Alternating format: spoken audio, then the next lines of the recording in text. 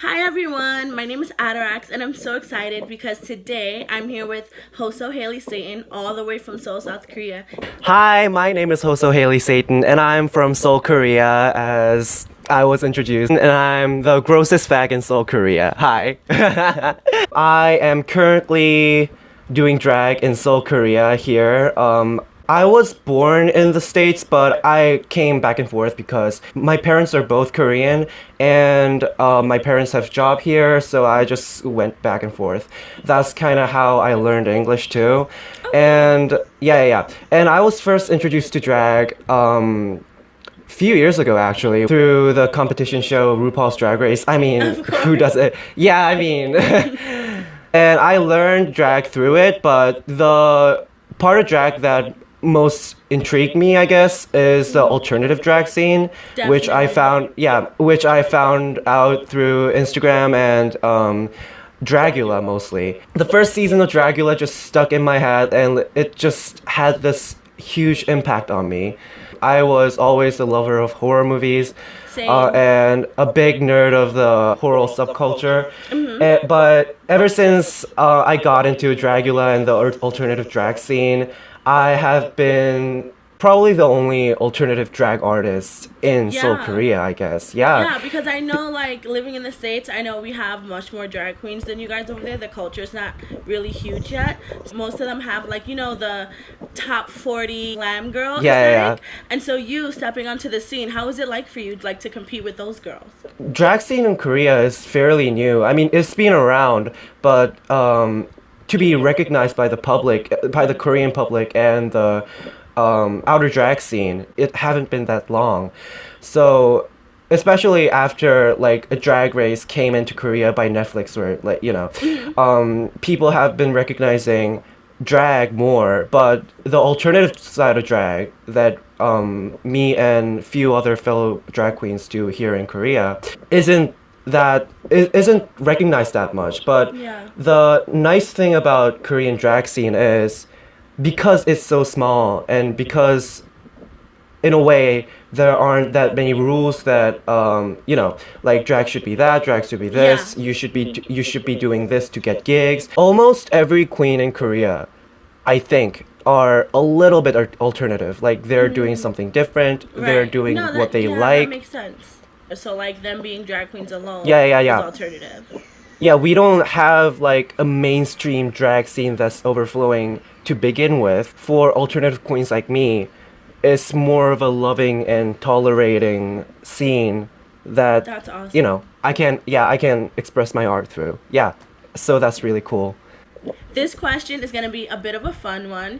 If you were top 40 fishy queen, what would your drag name be and what would be your favorite song to perform? Oh my god. I mean, I first of all, I started out as that kind of Oh my queen. god, really? I have to see Yeah. pictures. You have to show me pictures. I have to send you pictures. Like I have it on my Instagram, and I thought I was the one. I thought I was Courtney Act and everything. Yeah, I had like a small winged liner and like a Oh my gosh. tiniest bit Korean like wispy lashes, Oh my. and the drag name hasn't been changed. Oh, okay. Back then it was just Hoso, and then after I got into this alternative drag scene, then I found myself and just added Hailey Satan as just I'm a piece of shit now. So like Aren't we all? yeah, aren't we all? But yeah, I've been thinking, and because like I like to like even if I am the glamorous fish queen, I have like this really twisted ironic sense of humor, and this was one of the two drag name choices that I would do starting drag. I kind of thought Fugly a God. Well, that's actually pretty clever. Yeah, Fugly a God. So like that was my second pick for the but like Hoso is the name that I chose when I first got into the queer community as a whole, and I just didn't want to leave that name Yeah, you behind. don't want to So abandon that name because it meant a lot to you. yeah. That makes sense. Awesome. in terms of makeup, because like makeup is one of the few things that I pride myself in. Well, you can beat a face, girl. You can do it. Yeah. Just practice hard. That's like the most cliched answer, but like practice hard so and at true. your home. Like take your time, take as much as time you want. The time span will get shorter as you practice. Just like Exactly. take your time and express like play with makeup. Like do whatever you want, do whatever you feel like that day. And the part that I see the most queens struggle with is finding that signature face, I Finding guess, to right, stick with. yeah. But like I think when especially when you're starting out, and it's really important to experiment with makeup, like do Definitely. different things, like find what fits your face or find what you like to do. It doesn't matter if like it doesn't have to be all identical, like it doesn't Yeah, I have to be feel like like, you know, yeah being a yeah drag queen, it's like, okay, this is what a drag queen should look like, and if I don't beat my face like this, then I'm not a drag queen. Which is so not yeah true.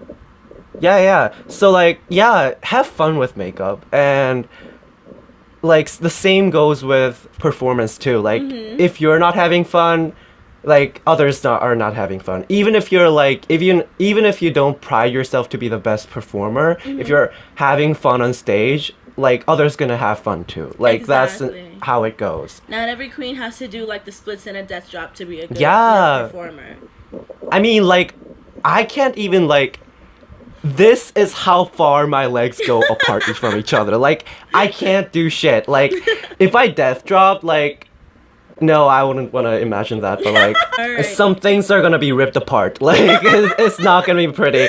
But it's not gonna be pretty. But like when I perform, I like to think that people when they first see me perform, they're like, "Ew, what the fuck is that?" Which is perfect. That's exactly yeah, what you want. yeah. Ew, what the fuck is that? What is that fucker doing? And then think, you know what? That motherfucker is having a great time, and I am too. Like that's how I like my audience to feel. So perfect. that's kind of the thing. Just have fun. Alright. Okay, so thank you so much for joining me today. It was so fun getting to know you a little better. And you are going to be part of the party at the end of September. Pop Off. Me and Belladonna are bringing a Yay. DragCon after party to New York City. So I heard you guys are submitting a video, and so I want to know if you can give us a little bit of teasers about what the video is going to be.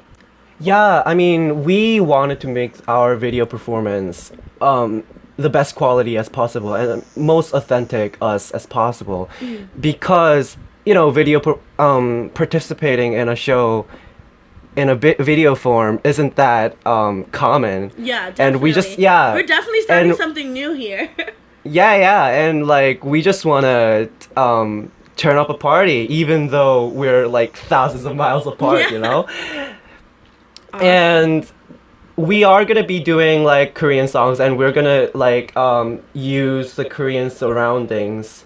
So it would be fun and different experience for all the States audience, right? Yeah, it was so great to have you guys come on board with us because we are an alternative drag party, but we're highlighting things like K-pop and Korean culture because this party is presented by my house, and my house is definitely really, really heavily influenced by the Korean culture. So I'm just gonna say thank you again for working with us to be part of this party, and I can't Yes. wait for the world to see you guys and to introduce a little bit of Korean drag to our American audience. So thank you so much. I can't wait to disappoint everybody. Like Okay, the Korean thank you drag, so the much. Korean drag scene have no idea what's coming to them. They pick the worst person to represent themselves. So Oh, that's perfect. That's what we want. yeah, Okay, thank you so much. Bye. thank you so much.